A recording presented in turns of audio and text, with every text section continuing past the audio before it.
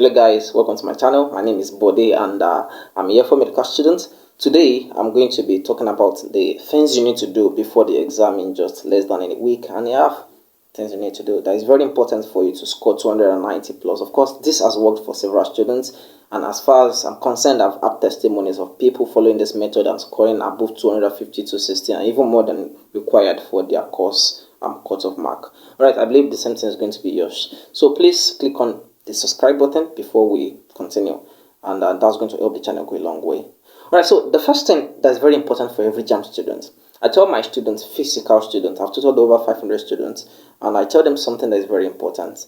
Before you can succeed in life, you need the successful mindset. I repeat, you need the successful mindset. You can't be successful if you have the poor mindset. You can't be successful if you have the failure mindset. No matter what direction you look at it from, no matter what perspective you're looking at it from, you can never be successful if your mindset is wrong. Hope you understand, and I felt the urge to shout hallelujah there.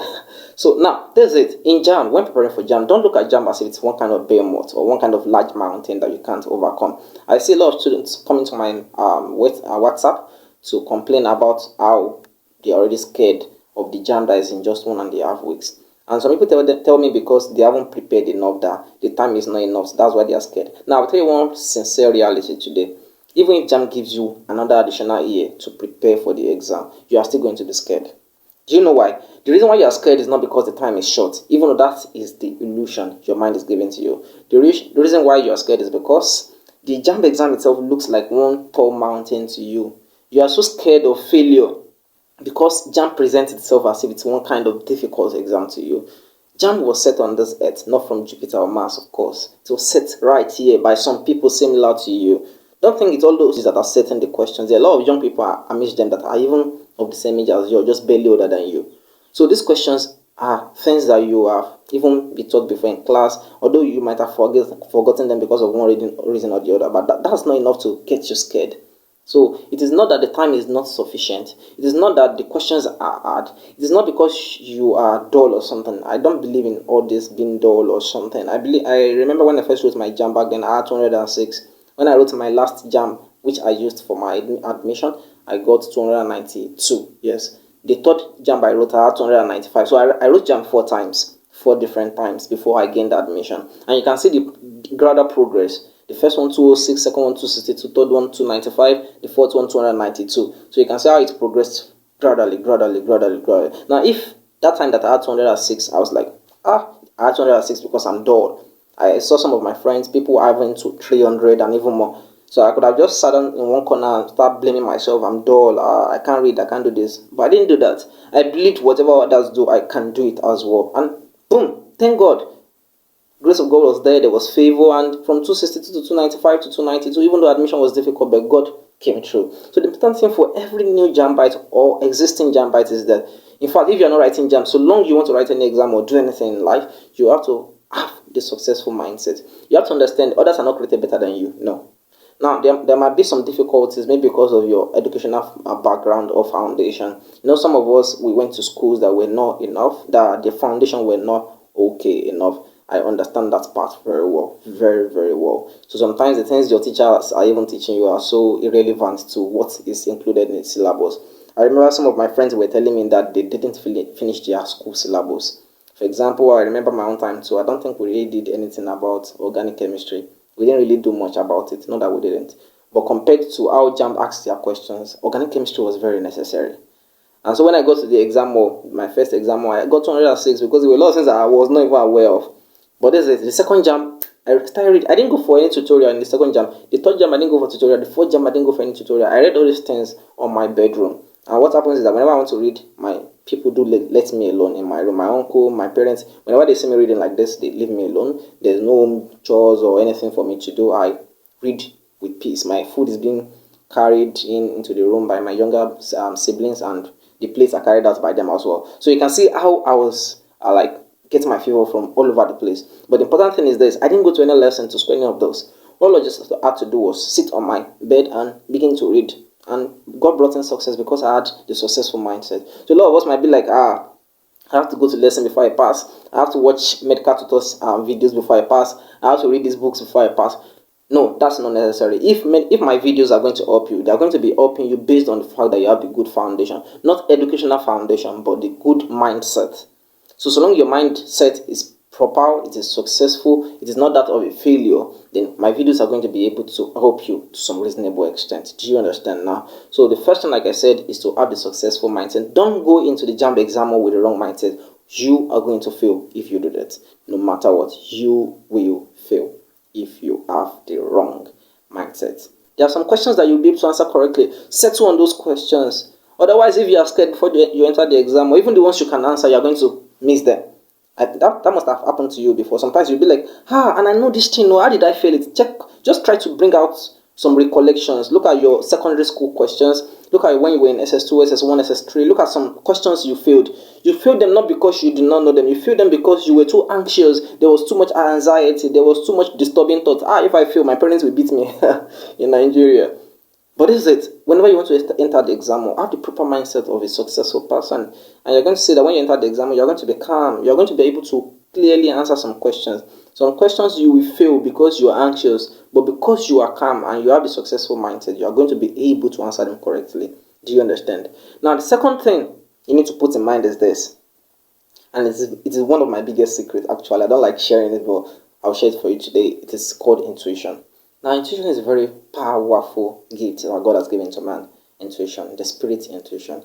Sometimes, have you ever felt like you've seen something before, or you've heard something before, or you have done something before, whereas in reality you haven't done or heard or seen it before? I don't think it has ever happened to you. You'll be like, I've seen this situation before, and actually you haven't seen that situation before. It has never happened before, but you feel so familiar with it as if it has happened. Yeah, that's another power of intuition. Intuition helps you to get a kind of view of things ahead of time, even though those things have not yet happened.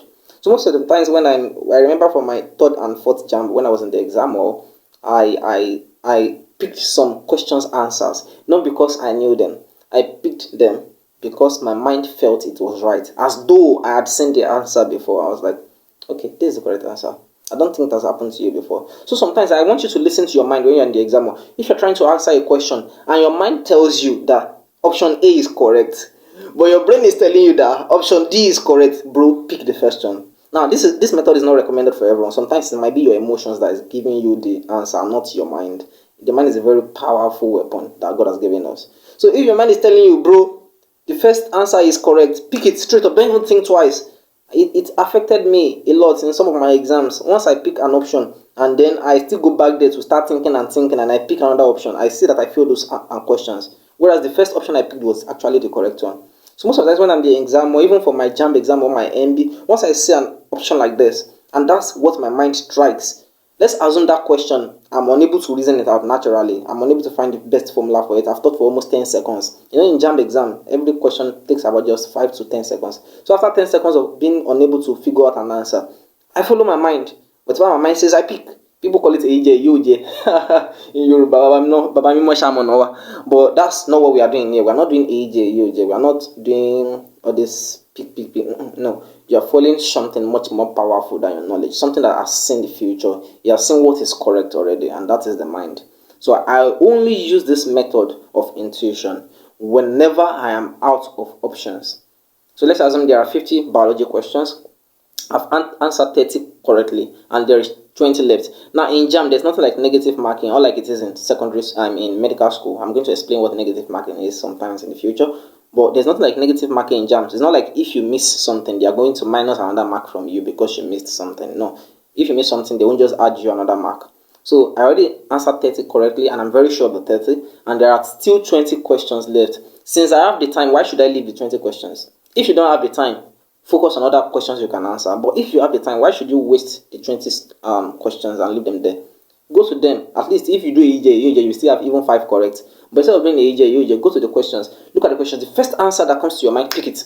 Go to the next one. Do the same thing. And you're going to see that you're not doing this because you you still have some options left. You are doing it because you're out of options. I hope you understand. So the 20 questions, there's nothing you can do that can make you or that can help you answer them. You're already so sure of that. And the time is going, and you've already done other questions. It's not like you're wasting time on something else already. You've already done all the other questions, and there's no question else somewhere else waiting for you. But these remaining 20 questions, you just find like there's no need for you to leave them there. Open them. Then whatever your mind tells you, pick it, pick it, pick it. I tried that several times and I noticed that if you give me 30 questions and I have no idea of these 30 questions, the moment I use the intuition idea, I will get about 20 something over 30.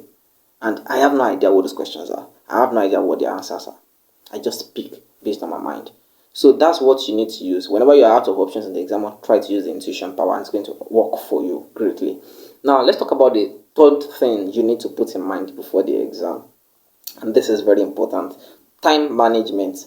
So I tell my students, if you can't manage time, you will fail. Even if you have the successful mindset and you have the intuition power and you have one babalawo charm that's helping you to remember questions and answers and you have one expo carrying in the exam, if you can't manage time, you will fail. Naturally, when we started this time, there's nothing such as there's no time to prepare. You can see someone preparing for Jamb in just less than 2 weeks and they'll still pass. Let me tell you one interesting thing. For my fourth Jamb that I scored 292, I did not prepare. The storybook that was released for that year's Jamb, I did not read it. The other thing I read was A to Z, Dele Ashade English textbook. If you read that textbook, then you are going to know what they call true English. I know English was my weakness, so I got A to Z, Dele Ashade on English and others, and I read it, and it was just a day to the exam that I did Dele Ashade. But because I've read it for my first Jamb, second Jamb, third Jamb, it was very easy for me to just go through the entire Dele Ashade in just 24 hours. Check the questions that they put there, check the examples. I didn't have to read everything. I just have to read the things that I have forgotten. So you see the physics, biology, chemistry, I didn't check them. And I still had 292. That's how it is. I think I had 80 in one of them. I think either in physics or chemistry, I had 80. So I didn't have to stress myself because I understand what they call time management. A lot of us, in fact, even if you don't read for the next 1 year, a lot of us can still answer a lot of questions in Jamb without reading for almost a year. By using just your residual knowledge, you can answer a lot of things. But we prefer wasting our time on hard questions. Now, let me tell you one thing. Hard questions in Jamb and simple questions in Jamb have the same mark. So let's assume question number 1 is very hard.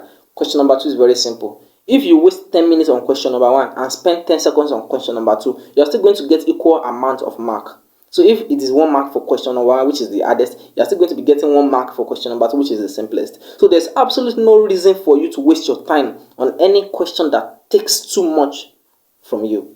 There's absolutely no reason for you to waste your time on the hardest questions. I know that the worst part of everything is this. When you try to solve a question, you try to solve a question by force by fire, you might eventually think you got the answer right, whereas when they mark it to be 0. These are all the things you have seen in secondary school before. You think you'll be so sure, especially in further maths, you'll be so sure of the dy, dx and everything in your brain, and you'll be like, yes, I will score this thing, I will get this right. Then results will come out and you say, boom, 0. So don't focus on the hard questions. Whenever the question takes more than 15 seconds of your time, leave it. You can come back to it later.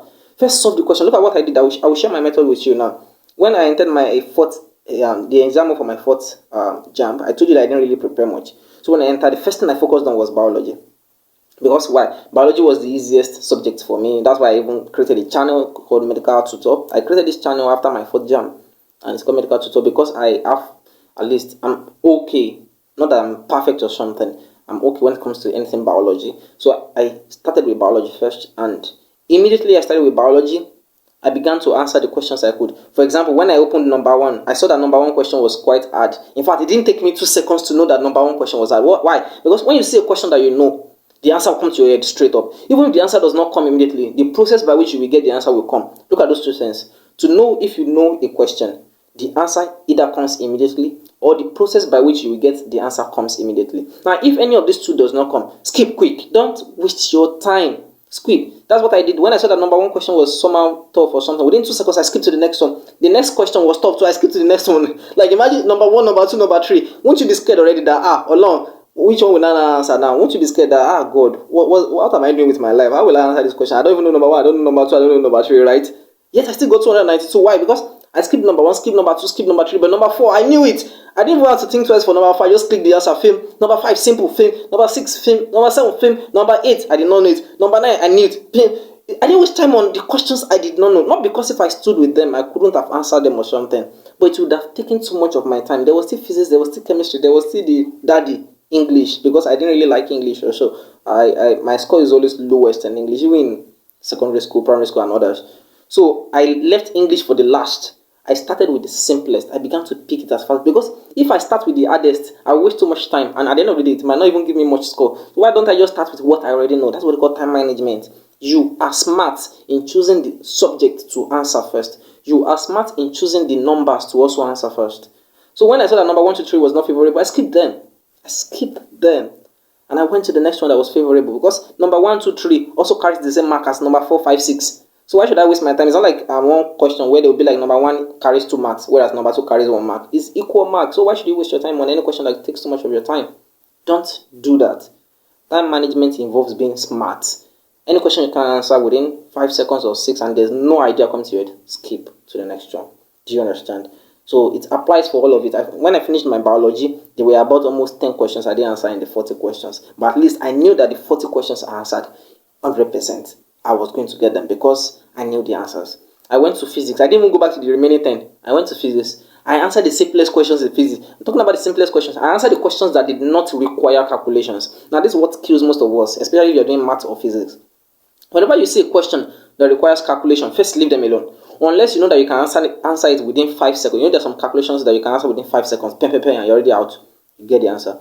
But if you see that it's taking too much of your time, skip it first. First go and answer all the physics questions that has nothing to do with calculation. I don't think you're getting the mechanism. That's the logic I used to score 295 and 292 in my Jamb. So I answered the ones without calculation first. I skipped. I went to chemistry. In chemistry, I answered all the questions that does not really have to do with all this equation. Because whenever there's an equation in Jamb question in chemistry, it's always going to be troublesome sometimes, especially if you are not well versed in balancing of equation. When it comes to this redox reaction, have you ever seen redox questions? If you've written Jamb before, they can bring as much as 2 or so. Whenever you see questions on redox reaction, first skip, unless you know you can answer quick. The same thing happens with organic chemistry. If you know you can't translate the molecular formula and find out the real the names, like the English names or so, then the IUPAC name they call it. If you can find the IUPAC name, just skip to the next one. So for biology, I answered the simplest first. For physics, I answered the ones without calculation first. For chemistry, I answered the ones without equations first. And for English, I answered the ones I could answer. I rarely answer all my English questions throughout my 4 Jamb. I will just answer maybe just 70% of it, and the rest, that's your problem. I leave it for Jamb. Jamb can take it back. Do you understand what I'm trying to say? So answer the easiest, answer the simplest questions, and boom, you're okay. Don't try to focus on answering the difficult ones for no reason. So let me recap everything I've said. The first thing, have a successful mindset. Only if you have that can you pass your Jamb. The second thing, the second most important thing, I won't answer that. You can answer that in your Jamb and in your comment section. I want to see if you remember.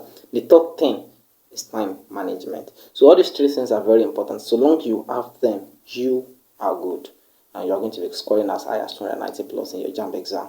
So there's actually an additional fact that I've loved to give you, and that is target score.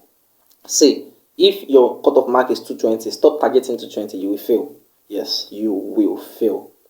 Try to target higher. The higher you target in Jamb, the more your mind will want to pull you into reading or studying more. Now, let me give you an example. Someone that is studying to gain admission into the law school, we obviously study more than someone that is trying to gain admission for mass communication. Do you know why? Because somebody that is studying for law requires much more cutoff than someone that is trying to study for mass communication. Now, that does not mean law is better than mass communication or vice versa or anything. Now, it's just on the basis of requirements. Since you know you're going for law, that means you have to study more, study smarter than others, find more resources because you need higher Jamb score. Now, if you are studying for law and the cutoff is 250, don't study for 250, study for 280. The reason is because by the time you are going to write your Jamb exam and everything, you are going to be scoring like 260 or so. But if you study for 250, you might be scoring maybe 240 or 230. Do you understand? So study for higher scores so that even if it drops, it just be a little bit and it will still be above your cutoff. And not only will this help you, it will also give you higher chances for admission. Obviously, the schools will admit people with 260 and 270 than people having 250 for the same course. So do you understand? So for every course, mass communication, electrical engineering or whatever, study with a target score that is higher than your cutoff mark. And you're going to say, boom, you have a good score. So you can get a book on this. And in the book, I explain quite some things that are very helpful. And the title of the book is The 4 Big Secrets I used to score 290 plus in my Jamb exam. Actually, I would have loved to give it for free, but a lot of students won't value it. So that's the problem. A lot of students won't value it. So I'll put a link in the description below. You can message me and you get your copy for just 500 naira only. So I think with that you will be able to value the book and follow whatever is written inside. We also have another book that is very, very important by one of the most Jamb successful applicants that we ever had in Nigeria. And the title of the book is What to Plan or Know Before You Write Jamb Exam. It's very important. Don't just rush into the exam or writing. And so you have to get the book. It tells you the things you need to know before writing the Jamb exam, and also the things that will be helpful for you after writing the exam, the things that will help you to gain admission to the university, of course. So that is all about this video, and I thank you for watching to the end. God bless you. I wish you all success, and I pray that the Lord will bless your exams. In Jesus' name, amen.